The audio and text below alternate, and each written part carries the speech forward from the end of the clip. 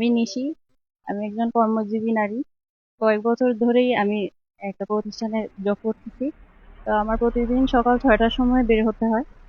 আর গাড়ির জন্য অনেক সময় দেখা যায় গাড়ি পাওয়া যায়, অনেক সময় পাওয়া যায় না, জন্য অনেক সময় করতেও হয়। তো আজকের বিষয়টা হচ্ছে আমি একাই ছিলাম। তো একটা সাদা রঙের গাড়ি আমাকে অনেক সময় ধরেই ফলো করতেছিল। তো প্রথমে বুঝি নাই যে আমাকে ফলো করতেছে, বারবার আসা যাওয়া করতেছে। আর জিজ্ঞেস করতেছে, একবার জিজ্ঞেস করছে আমার সামনে দাঁড় করে যে আমি যাবো কিনা, কোথায় যাবো, শ্রীমঙ্গল যাবো কিনা। তো তখন আমি কোনো আনসার দিইনি, আমি একটু দূরে গিয়ে দাঁড়ালাম। তখন ওরা আবার চলে গেল। চলে যাওয়ার পর আবার আসলো, কিছুক্ষণ পর এসে অনেক সময় আমার সামনে দাঁড়ালো গাড়িটা। তখন আমার মধ্যে একটু সন্দেহ তৈরি হলো যে আসলে বিষয়টা ভালো হচ্ছে না। তখন আমি আমার বাড়ির দিকে যাওয়ার জন্য প্রস্তুতি নিলাম যে আমি বাসায় চলে যাব। তখন আমার সামনে হঠাৎ এই গাড়িটা দাঁড়ালো, দাঁড়ানোর পরে একটা ছেলে বের হলো। বের হয়ে আমার মুখ চাপ দিয়ে ধরলো, মানে গাড়িতে উঠানোর চেষ্টা করলো আর কি।